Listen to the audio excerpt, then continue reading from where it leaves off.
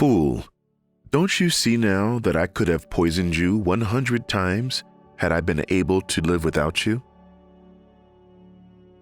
Leave the fishing rod, great general. To us sovereigns of pharaohs and canopus, your game is cities and kings and continents.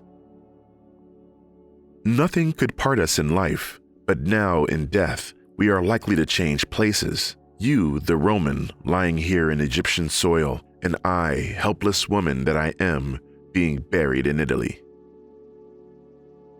In praising Antony, I've dispraised Caesar.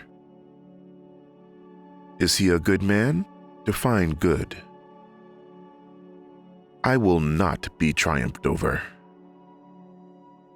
My honor is not yielded, but conquered merely. All strange and terrible events are welcome, but comforts we despise. I can no more, O Antony, nay, I will take thee too. So I learned 2 things that night, and the next day from him, the perfection of a moment and the fleeting nature of it, and make death proud to take us. Celerity is never more admitted than by the negligent. Nay, pray you, seek no color for your going, but bid farewell and go. When you sued to stay, then was the time for words. No going then. Eternity was in our lips and eyes, bliss in our eyes bent. None our parts so poor, but was a race of heaven. They are so still, or though the greatest soldier of the world are turned the greatest liar. A commanding woman versed in politics, diplomacy, and governance, fluent in 9 languages, silver-tongued and charismatic, Cleopatra nonetheless seems the joint creation of Roman propagandists and Hollywood directors.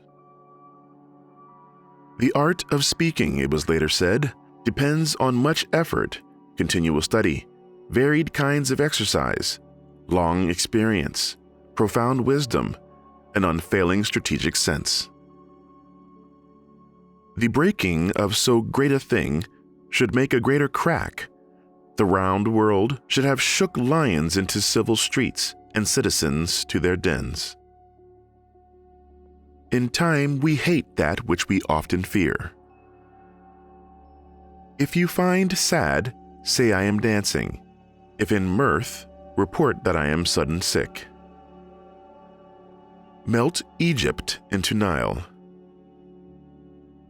In nature's infinite book of secrecy, a little eye can read. Be it known that we, the greatest, are misthought. The name Cleopatra wakens the world to life. So I learned 2 things that night, and the next day from him, the perfection of a moment and the fleeting nature of it. I loved him so, even his past was precious to me. I found myself kissing each mark, thinking I would have another, thinking I would have had it never happen. I would wish it away, taking him further and further back to a time when we had no disappointments, no battles, no wounds, as I erased each one, to make him again like Caesarion. Yet, if we take the past away from those we love, even to protect them, we do not steal their very selves. Celine's life is a lesson to us that the trajectory of woman's equality hasn't always been a forward march. In some ways, the ancients were more advanced than we are today. There have been setbacks before, and maybe more in the future. Conformity is deformity. I will even not rant about treachery. I was brought up in a sea of treachery and deceit and betrayal. I swam in it like perch in the Nile. I am completely at home in it. I shall not drown.